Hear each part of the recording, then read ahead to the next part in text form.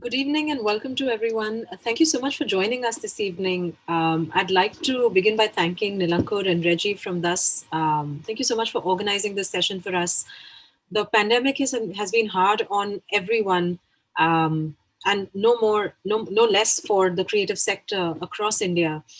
We at the ARThink Company, along with the British Council and FICCI, have been studying the impact of COVID-19 on India's creative sector. And have so far come out with 2 reports assessing that impact. It's a year-long study, part of which is a tracer study.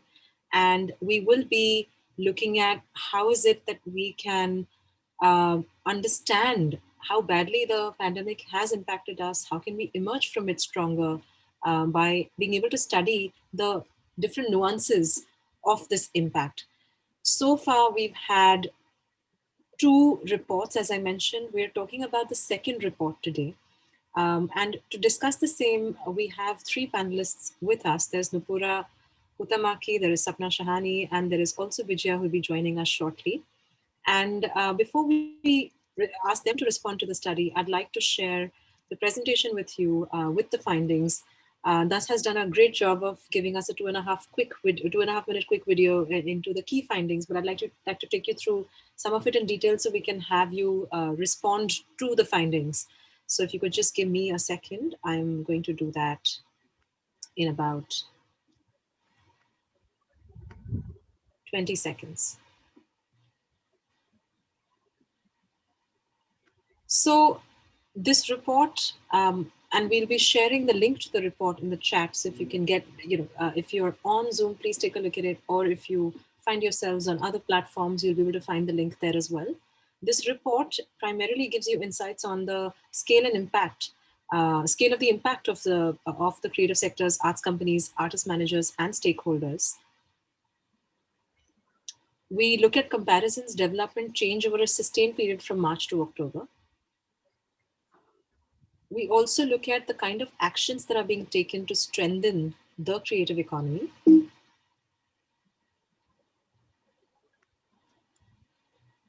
And we have provided recommendations for the future development of the creative economy. Some of you've already got a glimpse in the video that was there. I'll just go through some of the key findings.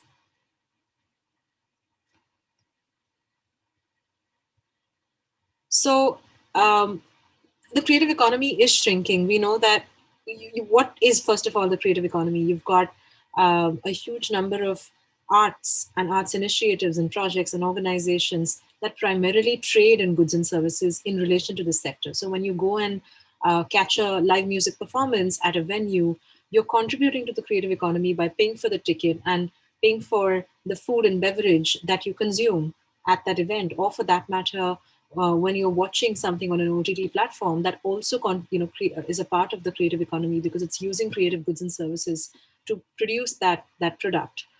The report is also telling us that there are organizations that have that have closed permanently to avoid bankruptcy because they just were not able to sustain themselves in this time. Creative businesses are contending with increasingly difficult choices to remain resilient, some of which you will hear later on today. Individual, professional, and artisans are facing short-term hand-to-mouth existence. Some of the most affected communities have been the freelancers and the individual artists and the bigger companies, those which have a huge amount of overheads and those which don't have enough savings or enough backup plans to be able to take care of themselves during what has proven to be a very difficult time for our sector. Sectors are also adapting to digital and live models. The fact that we're doing this on digital models or other digital platforms as opposed to in person is testimony to that. And the saddest part is that a lot of our workforce is actually leaving the sector.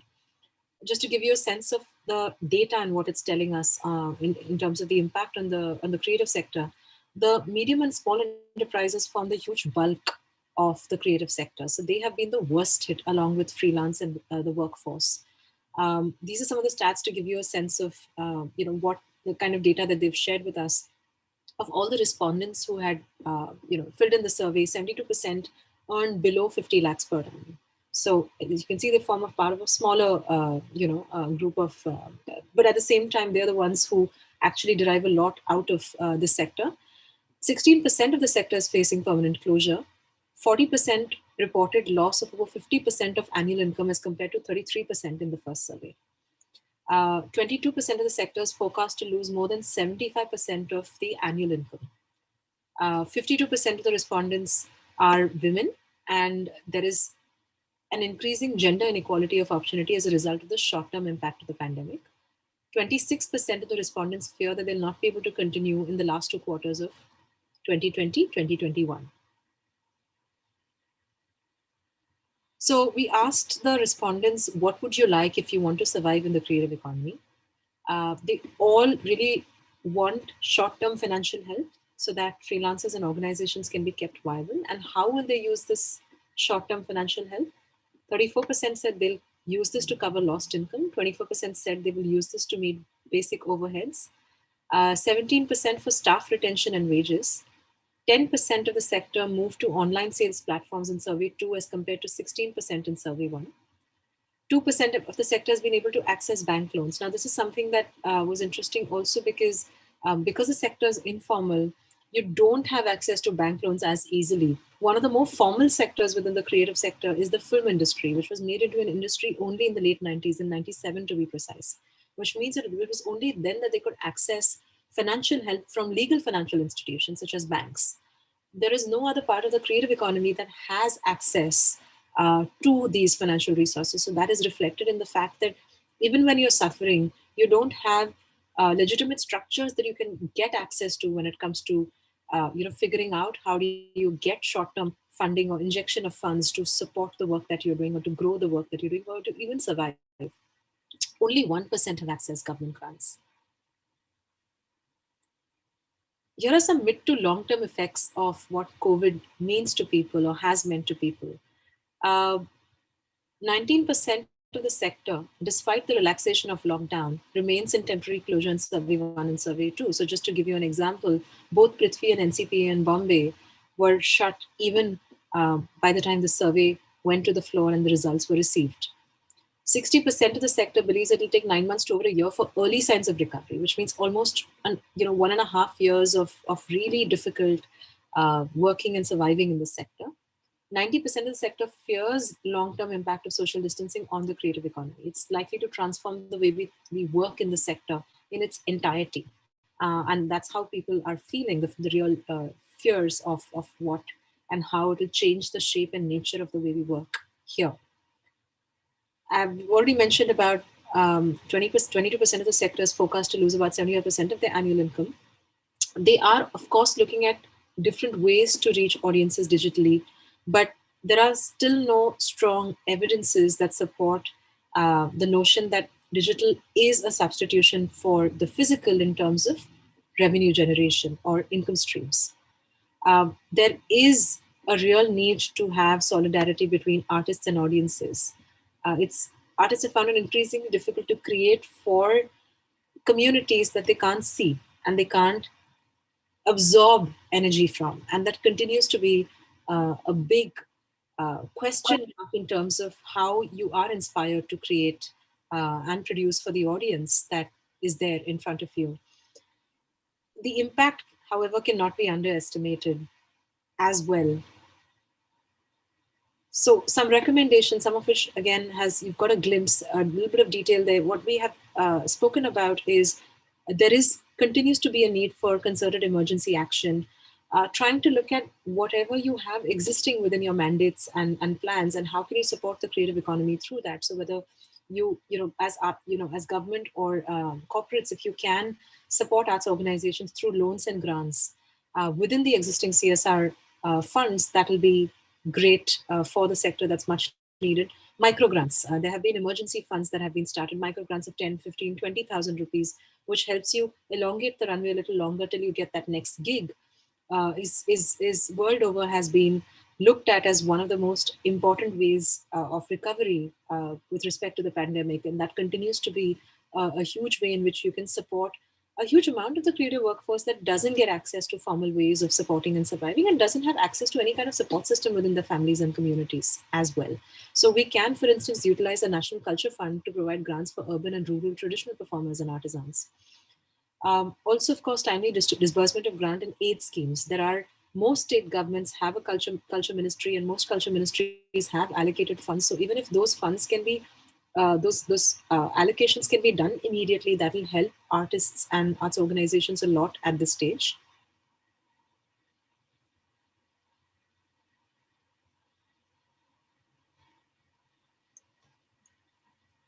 We spoke of the fact that the creative economy is, in fact, a very huge part of our work in this sector. And we would like the government and related sectors to acknowledge the role that the creative sector plays in the overall recovery for us of COVID-19. So we want them to recognize cultural and creative sector as an integral part of the social and economic recovery plan. We've all spoken about the deep impact that COVID-19 has had on mental health, and arts is a huge way, and socializing is a huge way to be able to overcome some of those challenges that we have found so far and will continue to find as the lockdown persists and the cases go up and down. And the cultural and creative sector will need to play a huge role in that. And hence, we need to recognize them as an integral part of this recovery plan.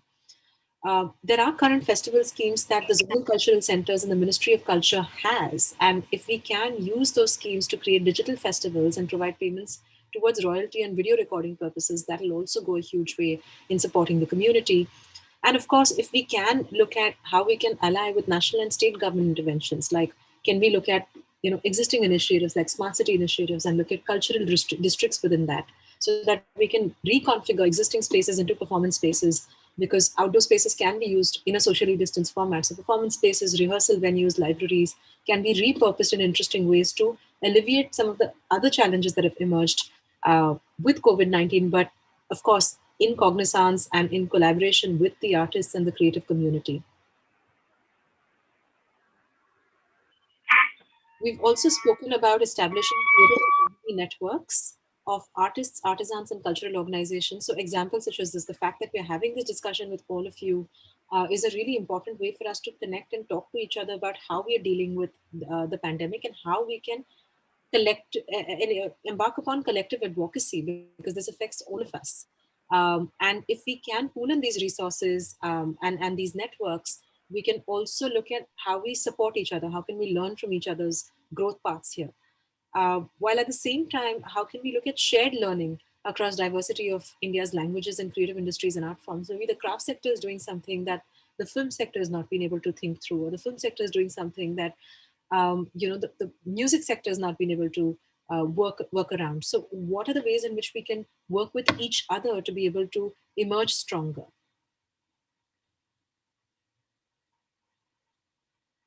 Just to give you a little bit of a sense of what are the case studies that have emerged. So this was, the government of Assam has provided support to artists. So they gave 3 months of financial assistance, which was given by the Cultural Affairs Department. So they gave 2,000 per month for 3 months to over 18,000 artist families, which, even if it's a small amount, it goes a long way in that time to provide some amount of relief to these artisans. In total, over 11 crores was distributed, and in-kind distribution was given to about 1,500 families of mobile theatre. Many artists began classes and webinars, of course, so there were some innovations that did emerge out of it. However, some of the challenges still persist, including lack of infrastructure, internet connectivity, and skill. We speak about digital access and how it has the power to transform, but we have to still talk about the fact that India as a country still does not have access to basic digital infrastructure and internet connectivity that is needed for this kind of access, not to mention skill development. Here was another case, Art Matters by Teamwork Fine Arts Society. They supported over 100 artists, or rather, they actually collaborated with 100 artists and brought 100 artists on board for the Art Matters campaign. And they created an entire digital campaign where they brought music, theater, dance, cinema, showcasing India's cultural diversity. And this was broadcast across social media to over, um, you know, almost 2 lakh viewers as well. Um, just to give you some stats from that campaign, there were over 5,500 people who were supported from the creative sector. Over 1,300 families, almost 1,400 families were supported. 300 performers were given an honorarium. They had distributed 52 lakhs till 15th of October. And I know they were planning to do another version of Art Matters when we spoke to them last. There were about 11 NGO partners, and about 20 odd lakhs was given to partners and NGOs and artist families at that time, and artist honorarium. So even the fact that they engaged these 100 artists to perform, they were also given an honorarium of about 15 to 16 lakhs at that time. And all of this information is not easily available, so I'm glad that we're able to share this with you. Here are some innovations of what had happened. So NH7 Weekender, which is one of the biggest uh, festivals, music festivals in the country, went online. So they changed their operations and financial strategies to deal with the pandemic. So they focused on proactive research into understanding how the audience behavior is changing. And they transitioned their entire programming to online. They experimented with small format events before they went into the bigger festival later on in the year in December. And then they took it to its virtual avatar towards the end of the year with support from their sponsors, which they had on board. So, just to give you some stats from them, they had 24 homegrown and international artists. Uh, the metrics, it's another interesting thing of how they look at success metrics now as opposed to the, pre-COVID. Over 170,000 messages were passed across, the audience across 3 days. There were 26,000 private parties online and over 1,100 videos of attendees at the festival from their homes. Just to give you a quick, I think there were about over 60,000 attendees over 3 days, over 2.5 days actually, of the festival online for NH7. Some acknowledgements. These are the partners that have helped us get the survey out in the first survey and the second survey, and they've managed to get us to communities that we would not have been able to access at that time. So that's it from my side. Thank you so much for listening. I'd like to now invite our attendees and our speakers to share with us their experience. So to begin with, Nupura, if you could just get a sense from you about, how have you perceived the impact of COVID-19, within your communities, but also more importantly, when you were going through this data, this report, what were your immediate thoughts? How did you relate or not relate to it? Where did you resonate? Where did you not resonate with it? Uh, okay, the first thing that really resonated with me, or rather, which kind of was obvious, but also I realized is an issue here, is how it was most of your respondents were founders, CEOs, business owners, organization heads. And that's the problem, right? The artists, the actual, whether it's the labor guy doing my fabrication for an event, or an artist who is a painter or a musician performer, a lot of them just don't have access to the right information, or the right channels. So even if there is a grant out there, how do they know how to get the grant? Or if there is a survey like this where their voice would count a lot more, it's just you don't hear it because they haven't heard of all these things. So that, I think, was really that kind of bothered me, that we need to do a better job with dissemination of information to the grassroots level, as stakeholders or whatever we want to call ourselves. The second thing that really, again, about this report was, like, like you said, when OML transitioned to online, and now that's the thing, big organizations can do that. When you're looking at the individual level, again, at an artist who is weaving baskets or doing clay pottery, if he doesn't know how to access the online market or market himself, uh, it is a challenge and it is an issue. So digital, definitely, I mean, if it's the way forward, then again, we need to be doing a better job of uh, getting people to know how to do YouTube videos, with your phone or limited equipment. And then, of course, in Goa especially, the network power issues hampers a lot of digital work. So how do we improve that? So yeah, that's my initial take on at least what really on the report bit that initially just immediately struck me. Thanks, Nupura. Sapna, would you like to go next? Sure. So I've got some points written down, so I'm just going to read off of them.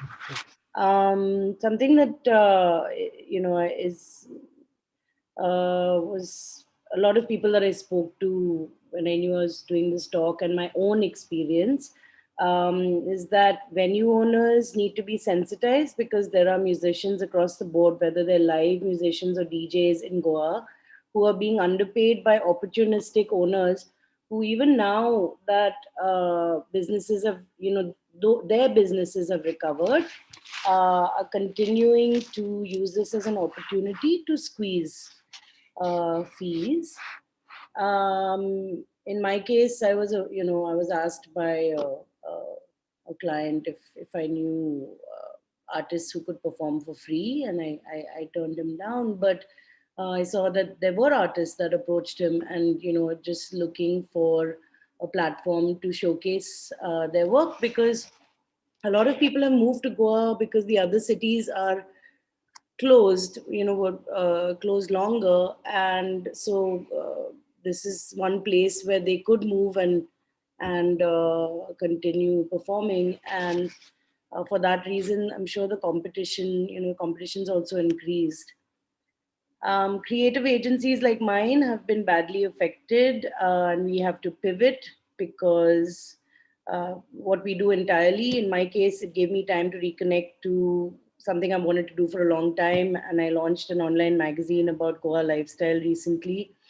And I've been in the process of looking at partnering with another agency to expand our services into making websites. Simultaneously, the nature of our work in social media marketing landscape has changed, so it's a double whammy.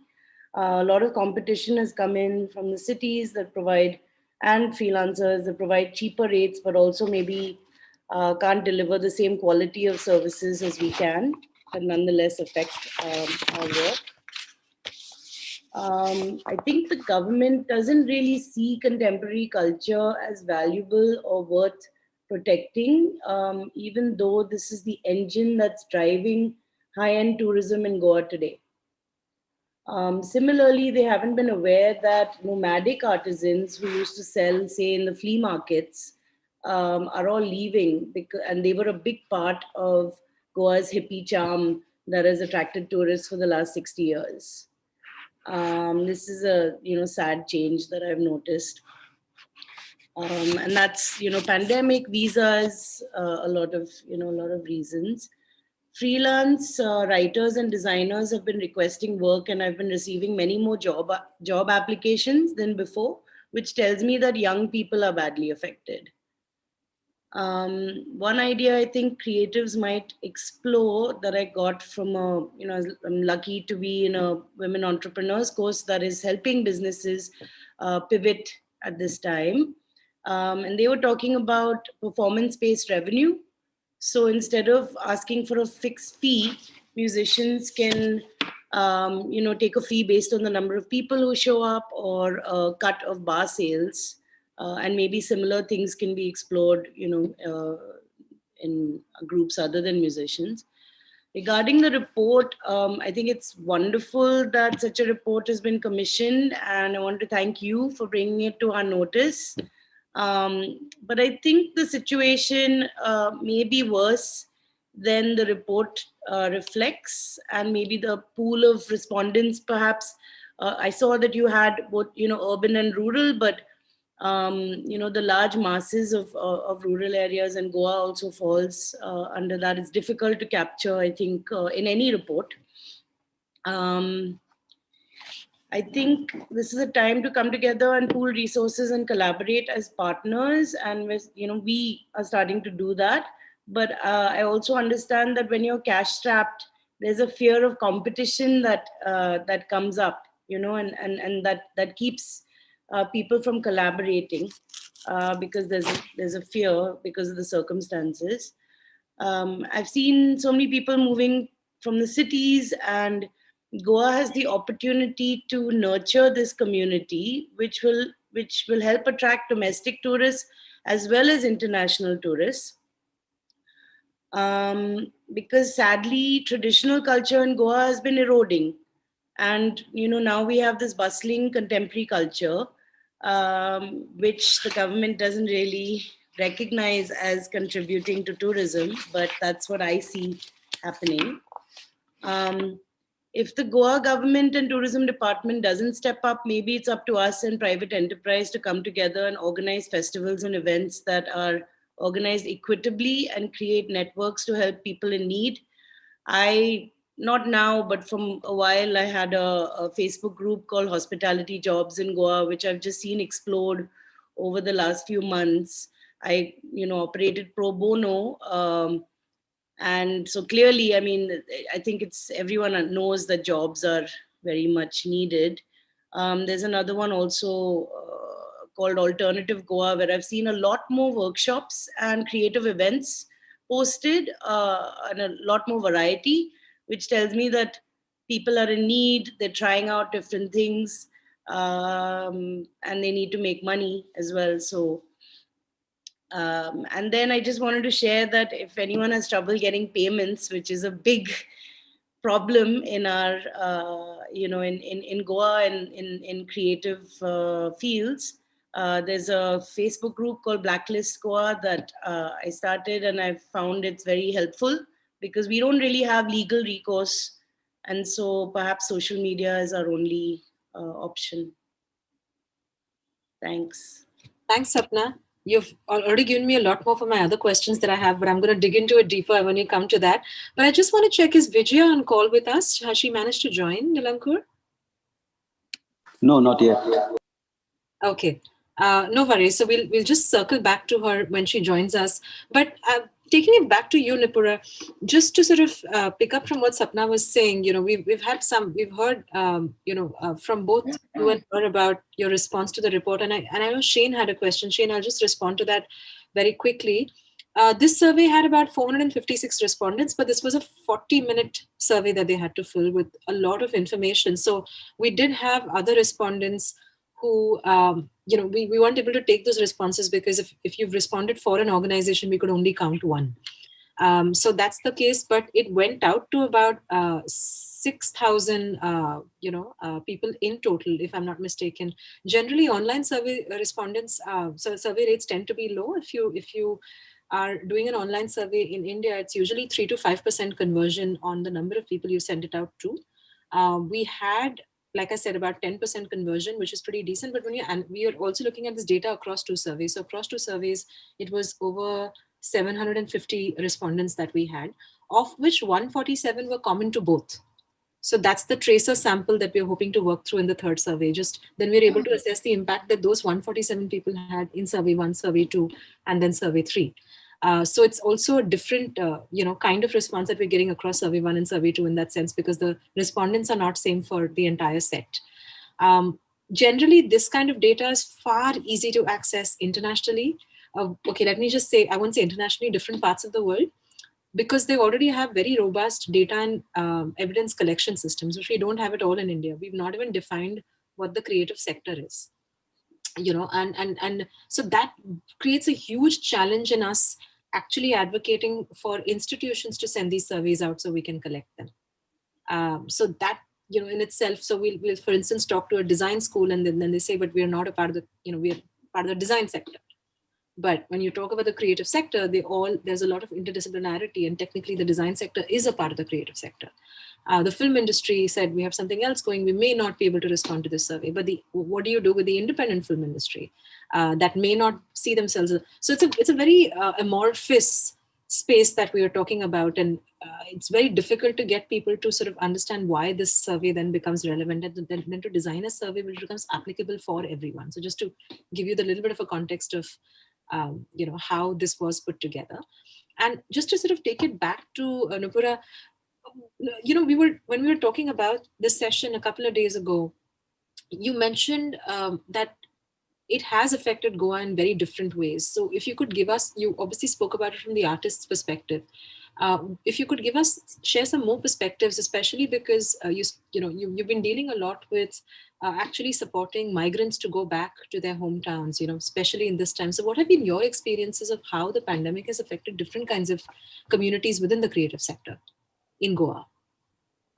So for example, most of the event vendors, big or small, have labor, right? From wherever, be it in the fabrication or for, carrying sound equipment and doing the cabling and decor or whatever.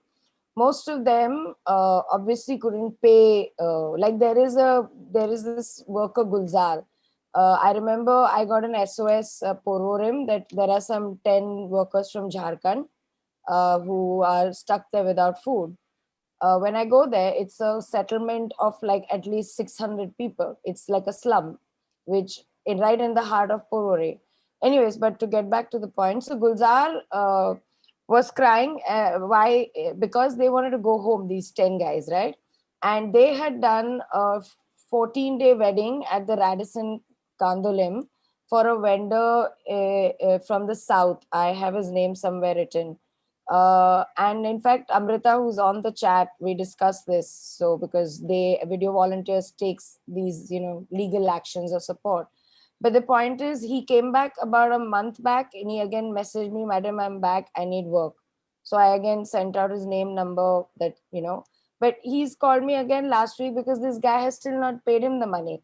And the sad part is, this event was not that happened just before the lockdown. It happened like at least 6 months before the lockdown, 6 to 7 months. So there's no reason for the vendor not to pay. But that is one, again, big issue, right, in the creative sector, and especially in Goa, because most of the Goan vendors, a lot are local. At least a lot of them are. And I mean, fortunately, this is a one-off vendor that has like a really bad rep, because then I asked a few other event managers that I know locally. But the thing is, he's a local, so he's like, "I'm local. What are you going to do to me?" So he can get away with not pay. And this is like because they work day and night. So 2 shifts, night is double. So it's nearly like 2 lakhs of rupees. It was 1,90,000 or something, if I remember, which is a lot of money for 10 workers from Jharkhand. And it's now more than a year they haven't got it. So in that sense, Goa government has failed at keeping a migrant, the labor data, making sure that their rights are protected, payments are made by vendors, because these, without that labor guy, I can't get one set up at an event. I can't get one stage up. So they are equally important in the cultural community, as we say. The other thing now, what is happening also is a lot of the smaller event, the vendor guys, for example, they had a lot of labor which went back home, right? Once the Shramik train started. Uh, Luckily, a lot of these guys are back home in UP, Bihar, where they have farms or something. There's family, there's some support. Though they would like to come back because here is where they make the bigger money.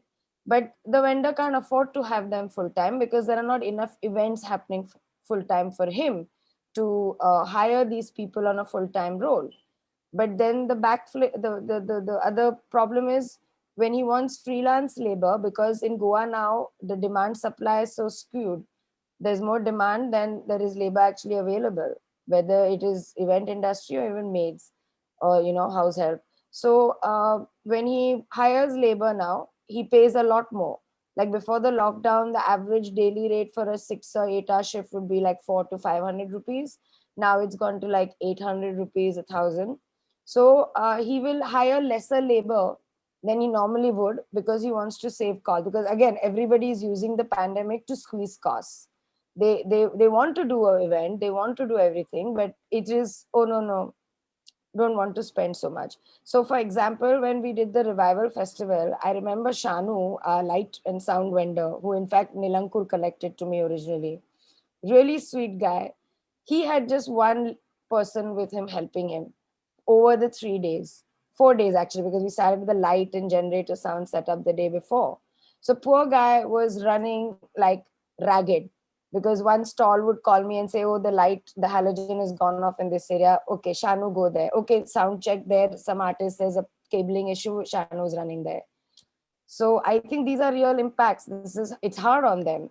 And it's hard for me to see that I can't pay him more because, hey, the Revival Festival was done, but like we didn't get any funding from the Goa state government or Panjim Corporation, right? Yeah, they gave us the venue, which is great, free of cost. But it would have been nice if there was some funding from the art sector, because then I could be like, hey, okay, you haven't earned for 6 months. I don't really want to squeeze you on payments so much, on budgets.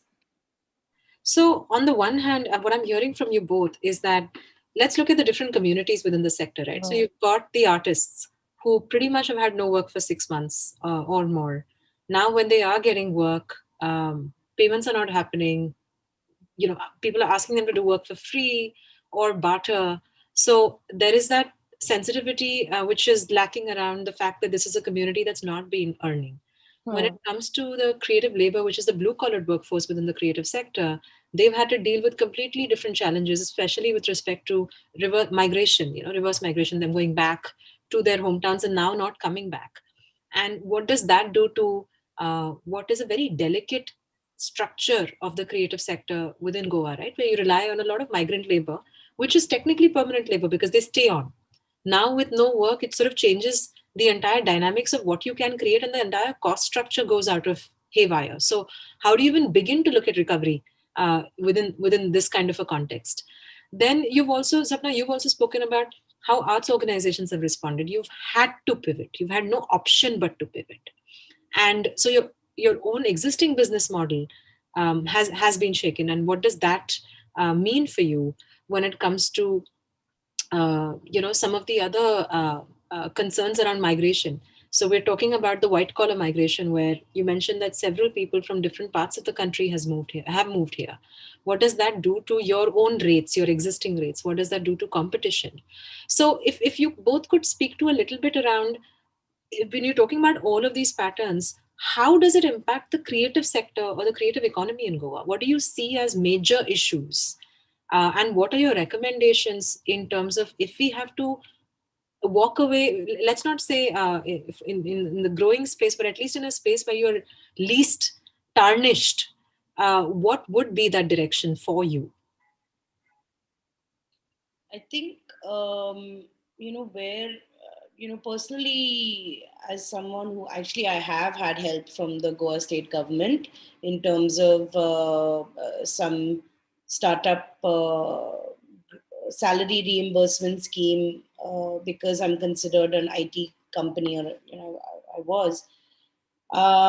So that's good. But generally speaking, I don't see how I don't see a very forthcoming approach from the government, so I don't consider them when I think of aid. I rely on private enterprise and the free market, and that's it's been really difficult because of what I mentioned, the double whammy of increased competition for players like myself who've been operating in Goa for many years. And the situation has changed now with a lot of people moving here from the cities, and digital marketing and some of the creative areas seem to be low barriers of entry, so people started up. But on the bright side, I do think that this has spurred on a lot of innovation. I see, for example, in home catering, in food, there's just been so many startups. And for example, I saw, the resistance from established restaurateurs and things like that, saying, well, these guys aren't regulated, so the government should step in and do that. But I feel like people are just trying to get by, and if they're innovating, maybe in terms of safety, sure, but otherwise, if you're not helping them, at least don't get in their way.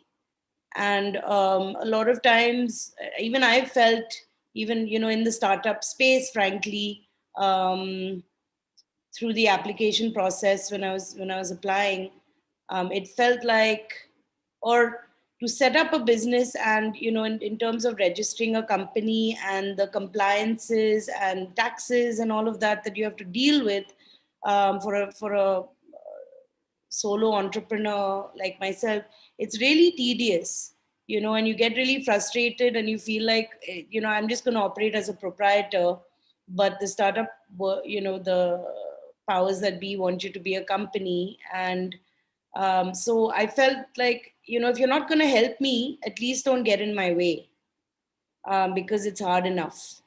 And so I think that's something to that maybe the administration needs to think about, at least in terms of, say, maybe giving tax breaks at least to artists, because, or people who are, I mean, I guess if they fall under the line, the minimum earnings, maybe they won't have to pay heavy taxes. But there's a lot of like cash economy, right, in the creative space. So and that is done also, and we also face it, because of GST coming in, and people don't want to, my clients, some of them don't want to pay GST, and so I have to inconvenience myself by taking, by getting cash payments, because it's it's not on the, then it's not on the books.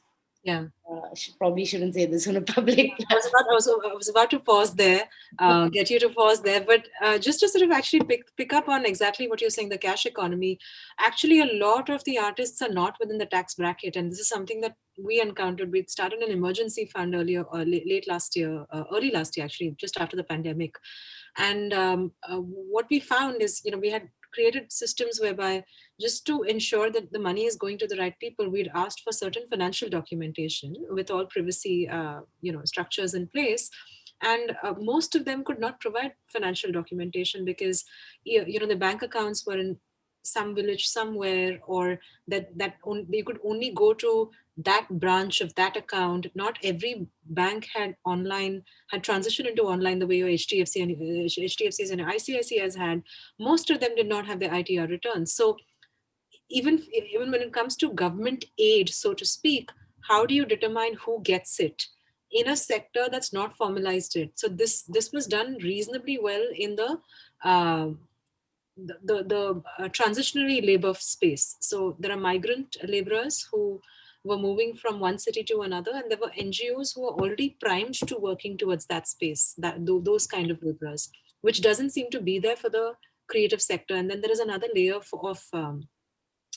I mean, for the want of a better word, artists are not seen as someone who need money. I mean, there is a different, you're not selling your skills, you are selling something that's far more precious, or offering something that's far more precious. And that cultural social dynamic is very different. So it becomes, it's very different for someone who's working on a construction site to ask for money vis-a-vis a theater artist. And those are the other nuances that we realized was far more difficult for us to navigate through. There are people who did not want to ask or be known to have asked. So that is another different layer of concern that we found, and we just didn't know. We found it very difficult to navigate that. And again, none of this is studied, right? This only comes through when you get into it and you understand what the issues are. But taking it to you, Nupur, as well.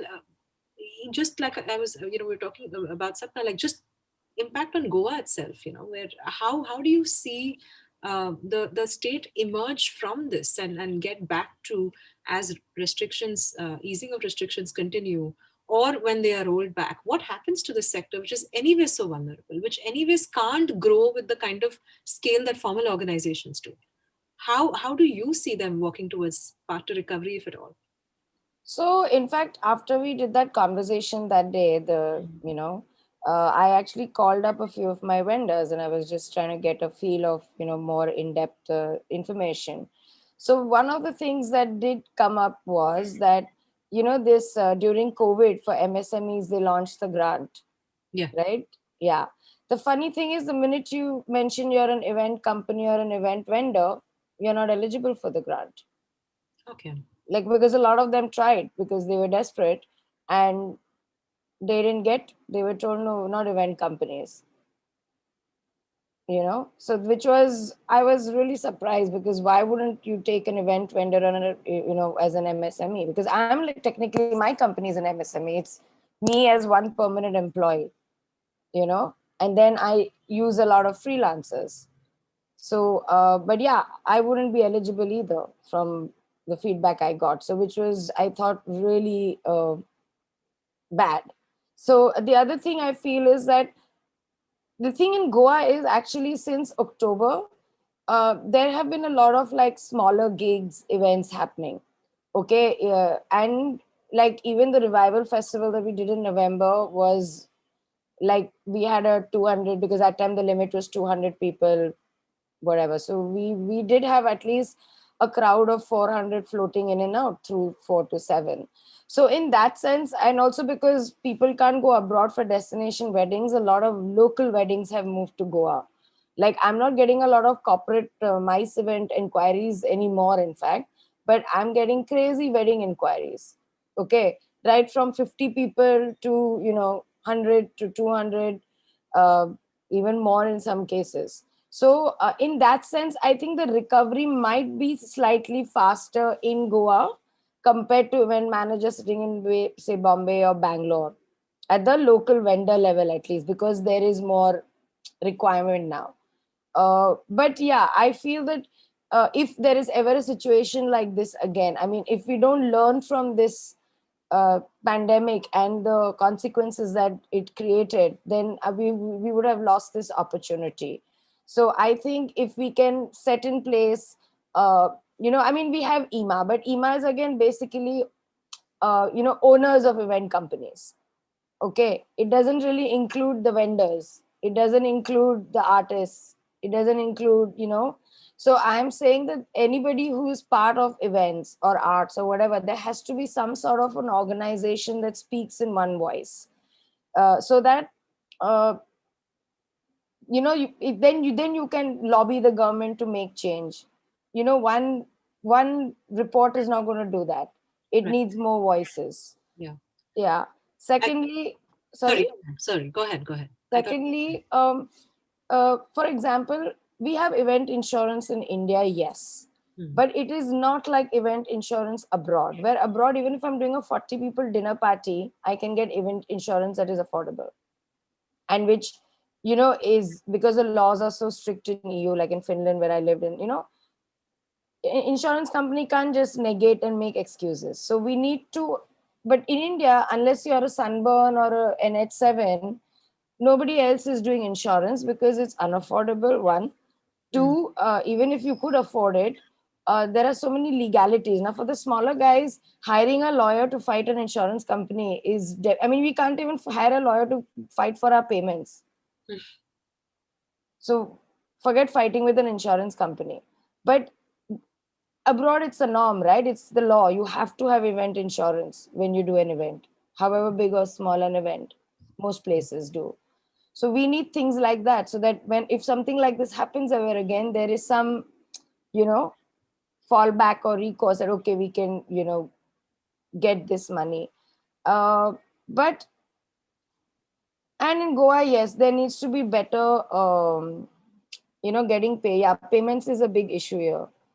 People really, I don't know how to, like Sapna's blacklist, the page. But I've seen sometimes, even if they pointed out and posted there, they just ignore. So some people are just so shameless. And I'll tell you like one incident in my case. I had done work for a brand in September, October, November 2019. First September month, because it was half month onwards when the work had started, they said, okay, we'll pay October end. October end, then, they had somebody died in the team or something. So basically 2 weeks of November also I did work for them. And then I said, you know what, you guys still haven't paid me, so I'm going to stop the work. They finally paid me 4 months back. Okay. And that too after deducting half the money. And being like, no, but the person who hired you is no longer there, and he said that this is actually what was discussed, and blah blah blah. So firstly, you take a year and a half to make a payment, you deduct half the money, and that also they refused to release until I sent them an email saying that I will not claim anymore, so which is why I can't mention their name. Okay. And this is me, an educated person. Yeah. So think about the guy at the lower level. So essentially, for small businesses, people who are unorganized, like in our case, we don't have that's one of the things that we made in the recommendation list as well, that how can we self-organize and bargain for collective advocacy? So what it leads to is that you're not able to professionalize, as you mentioned, right? You can't access structures that will safeguard you, whether it's structures of insurance, or other ways in which you can be safeguarded. You don't have access to, say, common legal cells, because not everybody can afford a lawyer. So a lot of the collective bargaining power that you get when you collectivize is something that you can't access because it's so fragmented. And then you sort of have to suffer situations such as this, where you can't get access to the money that should be coming to you from a client. So I completely understand it. Also, risk mitigation becomes a challenge. So these are very legitimate concerns. I would like to open the session up to the group, and I know that there are attendees here who said they'd like to speak. Nilakur had messaged me some names. Is there Q here who said they'd like to say something? Yeah, he's here. I can see him. Q, hi. If you'd like to unmute yourself and put yourself on video and share your concern question.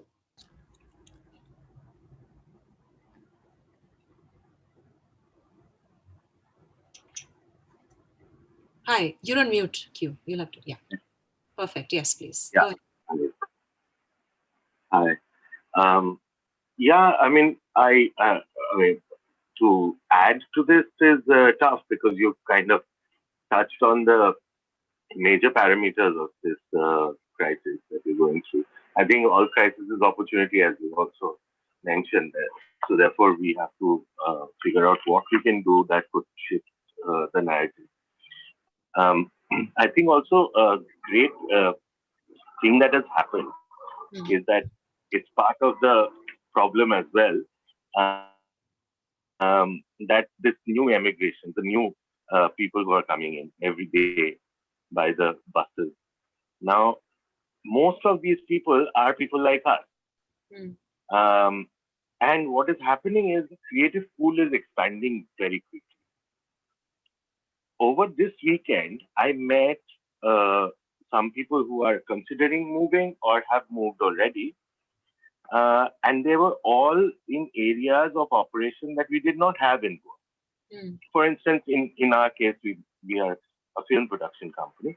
So our major work is in filmmaking. But we also work with non-traditional tools.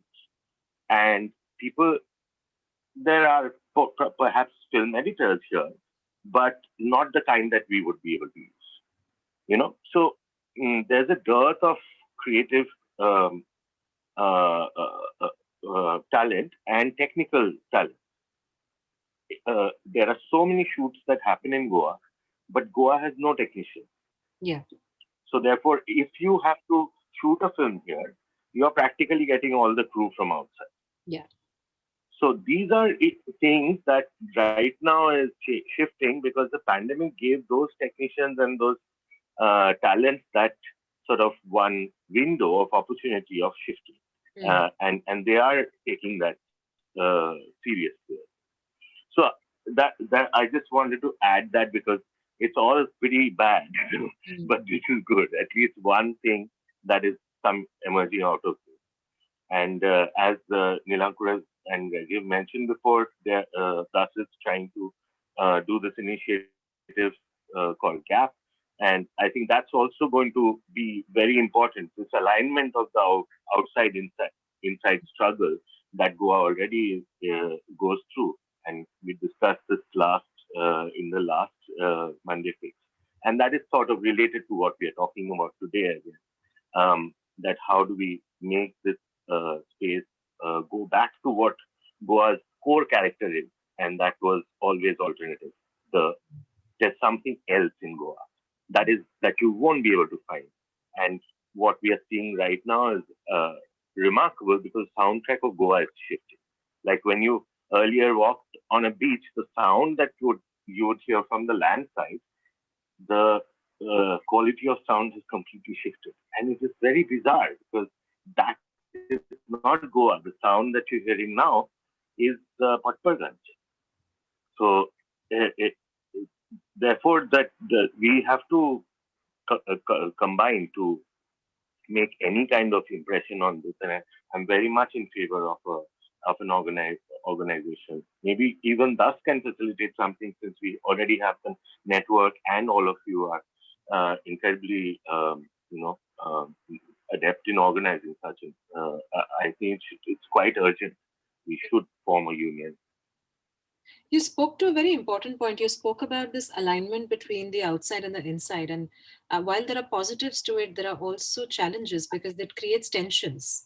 And how do you work through those tensions to walk towards, a positive side of this, this friction as opposed to the negative side? So I'd just like to hear from if anybody would like to share their thoughts on this.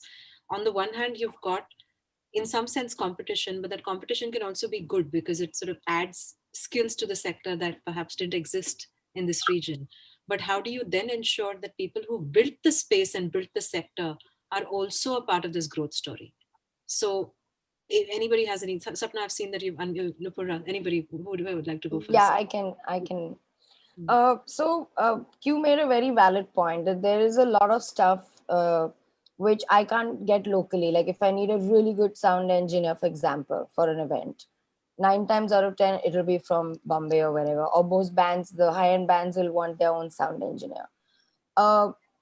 Even technicians, film, because a lot of film production companies have been in touch with me since I used to be part of a company that also did films, right, in Bombay.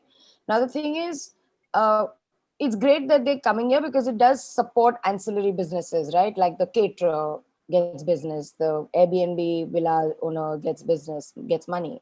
But what if we could also do some skill sharing and upskilling of, because see, let's be honest, there are no institutes here to teach, good institutes here to teach sound engineering or film technician, So what if these people that are now moving to Goa share these skills here, train people here, so then they become a part of the community. Then they are no longer just outsiders as opposed to, like develop an independent, because Goa does cater to films, to ad shoots, to large events with big budgets. So Yeah. there's no reason why people who live here can't be. It's just that they don't have the opportunity to go to a right place and learn it. Yeah.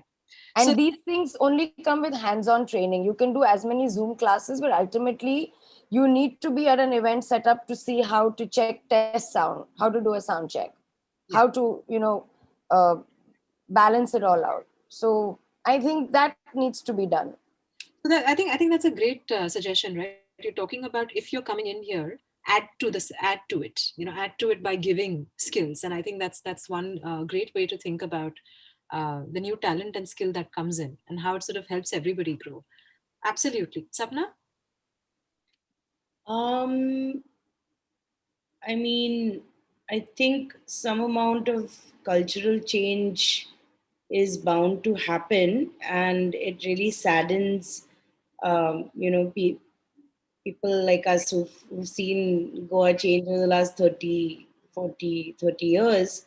Um, but the only thing I would say is that, rather than coming in with the perspective of exploiting, Mm. or of course, people are going to want to make a living and live in a sort of idealized place like Goa. But if you could bring something new to the table and look at how you can fill a gap as opposed to copycatting, that would really enrich, I think, the business community, the creative community. um, yeah, that would be great. Thank you. I'm adding that to my list. I know that Ravi Kamboj also wanted to share something. Ravi, would you like to unmute yourself and speak, and on video preferably so we can see you?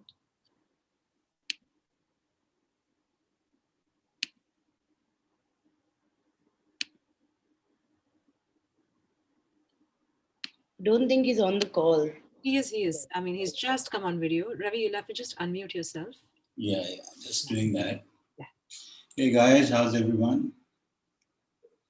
Today distressed, I guess, but otherwise I'm hoping today. Can you hear me? Yes, we can. Yeah, great.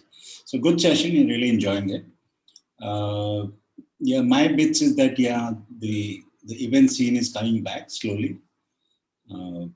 I run a very successful event, Pechakucha in Goa. So I've seen the attendance going up, and people really want to come back and be in a space full of people. It's only that we're keeping it very limited still. Those just to keep it like still COVID sensitive right now.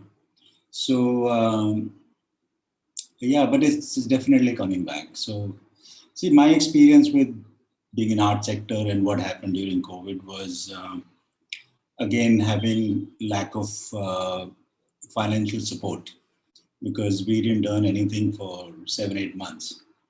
Okay, so which was very tough, and I think most of us have gone through the same situation. The biggest problem was payments. I still have about 5-6 lakh in the market, which has not come to me. So, and to get it is very difficult. Everybody still have the same excuse of there's no money, nothing like that. So that's kind of really put us on back foot, and it's very difficult to think beyond what we're doing at the moment because we don't have the funds. So yeah, so but yes, definitely we're coming out of it. I think people are tired of doing things online. It never worked for me at least because one, there's so much free stuff happening online that I think unless it's something which has really good proposition, good value, people just don't value it. Okay, if you look at the numbers today, I expected for an art sector, to be at least 40-50 people out here. But again, I think people are just tired of doing things online. And I think this event, if it was offline, it would have been, more people coming in for sure. Because people are tired. So I think it's a good time to go back and do your events offline. That's what I suggest. We need that because that's where you're going to make your money, not online. And people are tired of doing things for free. So that's my little bits. Thanks, Ravi. I think this bad debts is becoming a big issue everywhere. So I think one recommendation that I'm seeing is pay fair and pay full. I think that needs to sort of come back, and how we go about it is another question. I know that Heidi, you wanted to speak. I saw your message. Would you like to also join in?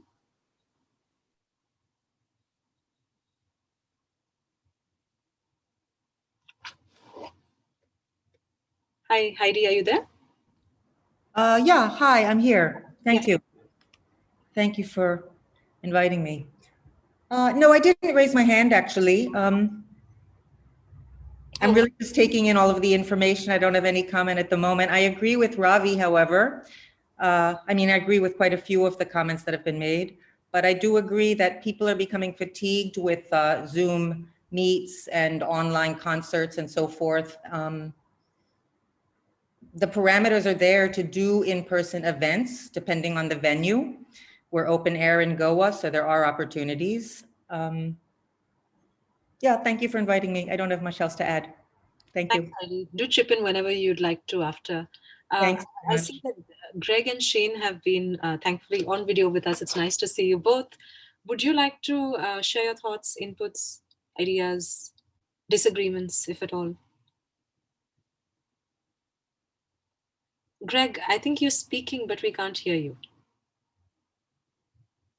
Okay, sorry, I had my, when it told me to mute, I muted both Zoom and my headset. Yeah, for years, you know, I've been here for 20 years, and as people have been coming to Goa from the metros, I've seen this influx of amazing talent. And for the last like 4 years, I've been talking to people in the government saying, I mean, if you could bring these people together in a way that everybody knew each other on some level, that the power of the collaborations that would come out of that.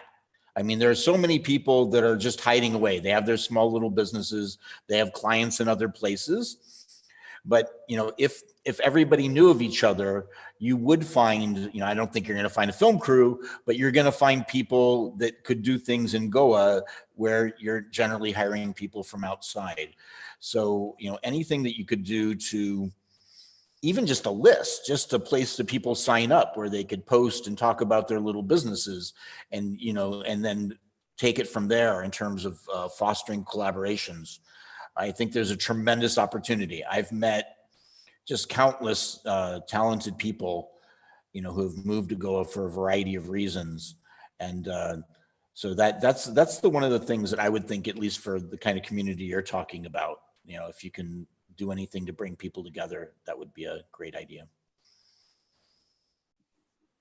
Actually, just want to quickly say that, you know, to Greg's point, that there is a creative database that some people from South Goa have recently started putting together. I forget the website, maybe someone can share, but it's where creatives can go and sign up and describe what they do.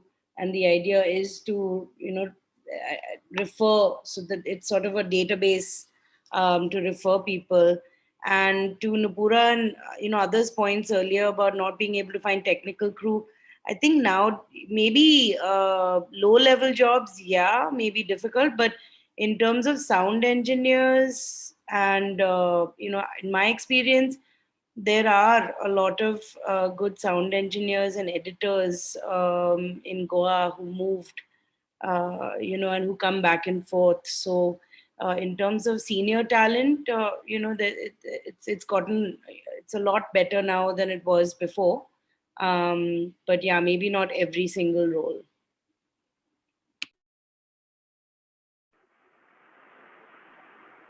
Shane, would you like to speak next?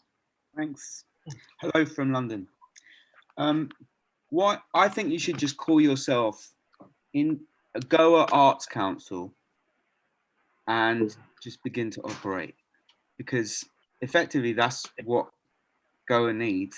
It's the infrastructure, and we'll get eventually, you know, within the next 50 to 100 years. So it's about how that happens, and it will take a long time because it will take the government, you know, it will be hectic. But you know, looking at models like the Biennale in, where was it, the Arts Biennale that you now have, Kochi. Yeah, you know, it's got a lot of government support and a lot of infrastructure has kind of been formed around it. So it's happening, and it kind of seems that you're all working in ways to make that happen. But really, it needs that form of legitimacy to give you the umbrella and safety that you all need, because the job at hand is massive. To create an arts infrastructure that means that it's healthy and everyone's getting paid and everyone's paying taxes, and it's going to just take your lifetimes and longer. So this is just the beginning of it, really. But yeah, so I think that's all I've got to say. About a couple of years ago, we'd done the impact analysis study for the Serendipity Arts Festival for the 2018 edition. And one of the findings that we got there was just about the kind of alternative infrastructures that were created because of the festival, because so many of the, the heritage venues were repurposed for the festival. And that to us was quite an encouraging sign in terms of, when you don't have the kind of government support which you have in the Western model of culture making and production and infrastructure building. This kind of in-between ways of using existing infrastructure and repurposing it for culture could be another way forward. So it may be interesting to sort of look at that report as well. I'm happy to share it with us after, and maybe if you'd like to take a look at that. But I have another question for all of you, actually. Sapna spoke to the idea of the free market and the fact that we all speak about government support, whether it's coming or not coming. You still rely on the free market to grow. So what is your appeal to the free market? Who would you be talking to when it comes to the hospitality sector or the tourism sector? And how can you advocate for things like pay fair, pay full to them? Do we only need the government to make those conversations happen? Any thoughts around that? Yes. Sorry. Well, I was going to say, from my experience, and again, I don't know if I'm the only foreigner on the call, but if you can cut the government out completely, you're going to go farther, faster, and keep your sanity. I've done it. I mean, I got a 10 lakh grant, and after the first 4 lakhs, I said, forget it. I don't want any more money from you.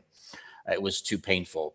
So yeah, so I really think that everybody should be again, that's just my opinion. Maybe other people are more patient than I am, but I just don't think the government's going to be in any position to really help as fast as anybody needs. So. I definitely agree that you can't depend on the government, especially the way the government in this country and especially in this state works. It's like a really slow moving elephant in size, but speed of a snail. So it's just made worse. But having said that, it is, yes, I think private organizations, like be it F&B spaces or hotels or whatever, I think firstly they need to start using the COVID or budgets as an excuse. I mean, you have budgets to do so many other stupid things. I think paying artisans or artists a fair fee is something like, you should be like, okay, this will be the minimum that we'll pay every artist. It's about time, stop haggling over 3,000 and 5,000, and it's really ridiculous. If in Goa, transport's a big issue. Just send your hotel cars to pick and drop. Because firstly you're haggling over price, then you want them to spend on transport. So yeah, I think businesses need to start kind of being more upfront also about, because again, a lot of F&B places get liquor sponsorship, get deals, get things, and still it never percolates down to the artist or to the even to the graphic designer who does their creatives. So in that sense, I think, I mean, Sapna will agree with this. Like when I hear of budgets that restaurants and hotels want to pay digital marketing agencies, I'm just like, what? So you want them to design creatives, you want them to do the posting, the management, and this is all you want to pay? It's ridiculous. Secondly, I think, greed has been kind of a driving force in this world for a while now. But if the pandemic has taught us anything, I think there's enough for everybody. So I think, take a hit on your margins a little. You don't need to have a 30% profit margin on an event. Maybe take 15% and give 15% to the, the performer, the sound, whatever. So if we could, again, kind of convince them that, hey, you will still make money, and so will they, and so will everybody. And then, of course, it comes to audience members. Like, I have enough clients who are, again, haggling with me on budgets. Like, and if they haggle with me on budgets, which means that I'm squeezing the vendors, or I'm haggling with the vendors on budgets. And I really think that you need to stop doing that. I mean, if you can afford to pay 15 lakhs or 20 lakhs on an event, then I don't think 21 lakhs is a big stretch. Or then cut down on what you are doing. But at least the ones then you use, you're paying fair. So I think it's also people, not just businesses, who are, doing a party at an F&B outlet or a hotel or whatever. And I think for me, that would, businesses and people, audience members, right? They are coming, because ultimately they drive the business. So also start, maybe demanding that, if you're going to a restaurant to watch a live gig, ask how much are they paying artists. Start maybe asking these questions. Stop patronizing places that, don't pay artists, or don't, either pay them very like peanuts and just abuse because they're a brand name, or then they pay, but they'll take 3 months to pay. So I think because like how we ask, right, big brands that, oh, are you recycling the water? Are you, are you being environmentally sustainable and stuff like that? And then we boycott brands if they're not. So let us as audience members also start asking event managers and hotels and F&B places, But just to quickly interject, Nupura, to your point, I think from a business perspective, a lot of business owners also don't realize that creative work is not like a commodity. It's not like, potatoes that has a specific, by the kilo. So what they don't realize is that the differential in payment actually can bring them a lot more value. You pay a musician a little more, they'll thrill the crowd that much more, or be able to develop a space in general. Or say an agency, I tell my clients this, I say, this amount of money isn't going to make any difference to you, but to us it's going to it'll make a difference, and it'll show in the work. So what do you want? So a lot of times people, I mean, we do this in India. I think we bargain for the sake of bargaining to get a good deal. It's in our nature. But I think you get what you pay for, and to be aware of that, and paying a little extra for creative work gets you so much more in terms of value, not unlike a commodity. Yeah, so that, if you want monkeys, you pay peanuts. Or if you pay peanuts, no, if you pay monkeys. peanuts, you'll get monkeys. That's the one. Just to bring on Heidi, I believe you had something to add at this point. Yeah, thank you. Go ahead. Let me start my video. Yeah, this might seem like a bit of a self-evident comment, but I'll make it nonetheless. I mean, I've noticed that most of us here, as far as I can see, there's a couple of us who are not Indian. Almost everybody on the group seems to be from somewhere outside of Goa. And I think the idea of setting up a Goa Arts Commission, community commission, whatever we want to call it, is a fantastic idea. But I think we need to take into account that in the last couple of years since I've been here, I've seen the younger generation of Goan artists really, really thriving. And there are a number of local initiatives that have been existing, whether they're run by Goans or younger people or older people, that have already contributed a lot. And whatever initiative that we might come up with, we really need to make an effort to include the younger or the Goan artists and the younger generation, because we're all talking from a space of experience, skill, a certain amount of savvy, a certain amount of experience in the market. And we need to pass that on to the people. I might not be here forever. Some of us aren't here now, or in my work, I really always try to validate and include the younger generation, because that's who we're passing the baton to, So that's it. That's really my point, that we're all talking from a perspective that's informed by a very different kind of experience. And if we take this forward without including the local community, which means not only artists, not only existing initiatives, but also the community, that there are all of the people that have been mentioned, craftspeople, other people who are working in the sort of non-high art areas. It needs to be inclusive. And so we can come up with a lot of ideas, but then we need to throw it open and get the feedback of a lot of other people if we want to do anything that's going to be meaningful to the larger arena. Yeah. Thank you, Heidi. I think that's really useful. Sorry, did someone want to add something? No? Okay.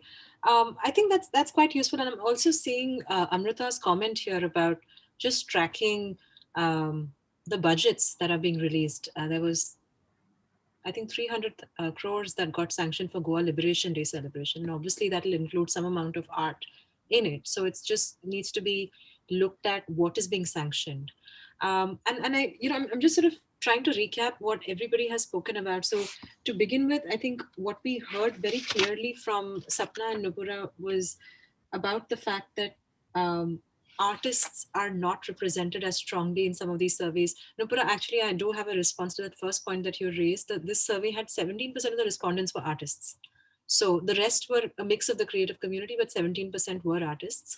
But we don't have enough, we're not hearing enough of their voices. Having said that, the creative community, it's quite widespread. An artist is one part of it, but it's also people who are running arts businesses, creative labor, freelancers, and a bunch of other people who are tangentially connected to the sector. So just understanding who's included in the sector is definitely a question mark, but also the fact that artists are more vulnerable, and that everybody agrees with, because they don't have the support system that perhaps some bigger organizations do.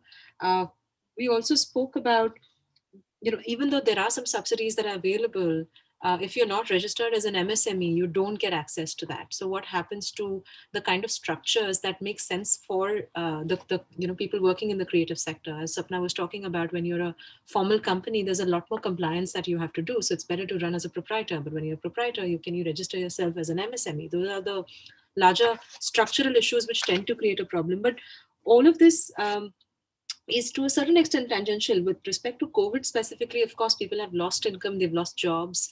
The creative sector in particular has been badly affected, and it continues to be affected because even though things have opened up, bad debts continue to persist. People aren't paying fairly or paying in full. So that continues to be a problem. And there is increasing competition because you've got migration coming into the city, skilled migration, which may create some tension. So from what I've heard from you all, this tension can be mitigated if the incoming creatives are able to carve a space where they're already inputting something into the sector. So either, as Sapna said, they're filling a gap instead of being a copycat, they're instead really understanding what the gaps are in the Goa's creative sector and filling those gaps. Or for that matter, as Nupura was saying, skill sharing. What are the ways in which they can add to the skills within the sector? And that could be a positive way to go forward. And there is a clear case for an association of creatives, as Q was mentioning, or a Goa Arts Collective that can become a representation voice. It's kind of interesting how this goes back to some of the report recommendations where we said the only thing you can work for towards right now is a collective action space. And if that can happen, then some of these, what seem to be actually some basic concerns, can be addressed. You also spoke about how do we harness the talent that is already here? Is there a central space where this talent can, have a database for that matter? Maybe some of the Facebook groups that Sapna has been running could become a start point for collecting these kind of people, for that matter. But what are the ways in which we can harness these skills? You also spoke about different modes of payments, which is not just a flat fee, but a share of F&B sales, or a share of the audience ticket that comes in. You all also mentioned about accountability by the audiences. Can there be a campaign where the audience says that, are you paying the artist fairly? And demanding that of the space that you're patronizing, as and all of us do that. All of us go into restaurants and bars. Are we asking those questions? There was a comment about the government. There were several comments about the government, one of which being the fact that they are not doing anything, one of which is best we stay away, and one of which actually said that check the budgets, track the budgets, see what's happening. And I know there are several mixed reactions in that space. Perhaps it may be useful to just sort of think about the fact that technically the government is us. We voted them into power. So what is it that we can do to stake that claim on some of this, and again goes back into collective advocacy. And perhaps the other thing to also think about the fact that the government is not this unilateral space. There are the bureaucrats, and then there are the ministers, and they both have very different motivations and reasons for doing what they are doing. While the the politician will be more concerned about their seat and the next election, the bureaucrat perhaps is more concerned about their position and their promotion. So perhaps that requires a different way of handling both these types of sort of structures within the government. That might that might lead to a better way of thinking about what case do you want to make for yourself. Heidi also spoke about inclusion, like in talking about a way forward for the cultural sector here. You may want to think about also who are you including in this dialogue, and how many of them come from which decade. And that will make a huge difference, because what you're going to be creating is what someone else is going to take forward. So I think these are some of the key highlights that I sort of took away from everything that you've shared. I wonder if there is a way to sort of collate all of this, and I'm happy to put some notes together with Nilankur if he's open to it. Perhaps just putting this together and perhaps writing a letter to some key associations within Goa, speaking of at least areas that relate to them, speaking of things like pay fair, pay full, or asking the audience and demanding of the audience to make sure that if they're patronizing a space and an artist performing there, is the artist being paid fairly. So what kind of how would you like to take this forward as next steps? We could recommend just Nilankur said, sure, let's do that. So I'm happy to put this up and share it with you. But if it'll be you eventually who'll have to take this forward. So we'd love to hear from you how you'd like to take this forward. And as a final thing is, we will be releasing the third survey. I believe it should be due the next couple of weeks, if I'm not mistaken, the next 2 or 3 weeks. So when that survey is out, we'd love for you to share it within your community so we can get actually a lot more responses to the survey. This survey will be much shorter. It won't be 30, 40 minutes because we'd be isolating those 147 respondents separately and doing a longer session with them. So it will be a much shorter survey and easier for people to fill. And if you have any recommendations of languages that you'd like the survey to be translated in, we already do it in Hindi, Tamil, Bangla, if I'm not mistaken, already, and 1 or 2 more languages. So if there are any more recommendations, if you think this is enough. We also, as a part of Arts and Culture Resources India, Nupura was there for the last time. We have now started more city chapters where we organize and get these discussions to happen, and maybe that's perhaps something we can touch base with Nilankur as well. And as a city chapter for Arts and Culture Resources India, we get the community to do exactly that: information sharing, upskilling, discussions of this sort that gets the community together, and you sort of advocate for the needs of your city. So we're happy to share some information out on that as well. I can see that Yadu has put a note on ACRI, but also Reggie has put on saying that you can carry the conversation forward at Thus Critique. Reggie, if you could actually create a post on the page where we can all add to after this, that'll be great. We can also share this note. But that's it from my side. I mean, thank you for sharing all your inputs. When we're talking about a survey like this for a country like India, which is actually, if you think about it, it's like mini Europe in terms of diversity. And to be able to even think about how the sector has dealt with the pandemic is very difficult for us. We know that we don't have the full picture, but hearing from you allows us to think through some of this data that we're collecting with a different kind of nuance. So thank you for sharing this. And I hope this was useful to you as well to think about how would you like to move forward from this. And I'd be happy to connect independent of this session as well, if you'd like to connect it and, just sort of think through some ideas or brainstorm as well. So thank you so much. Thanks, Nupura. Thanks, Sapna. And thank you, Nilankur, Reggie, everybody on the back end for making this happen, for driving this conversation on your side. I do hope something positive emerges out of Goa for this. Nilankur, Reggie, would you like to say a few final words before we close?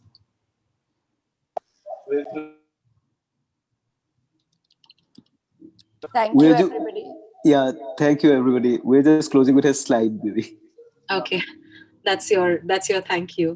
Nupura or Sapna, if there's anything that you'd like to say, otherwise we are happy to close. No, I'm good. Thank you, everybody, for attending. Thank you, Rashmi, for hosting this. Yeah. And Nilankur and Reggie, of course, as always, being awesome. And thank you, everyone, all the attendees, for sharing your inputs. Thanks a lot for that.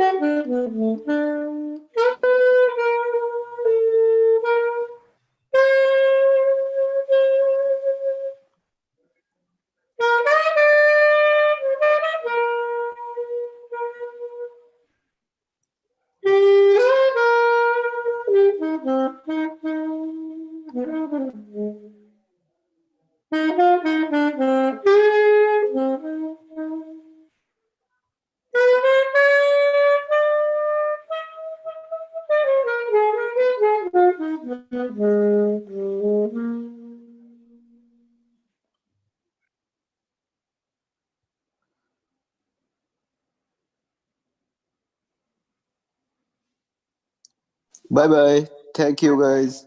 Bye, guys. Bye. Good Good night. night.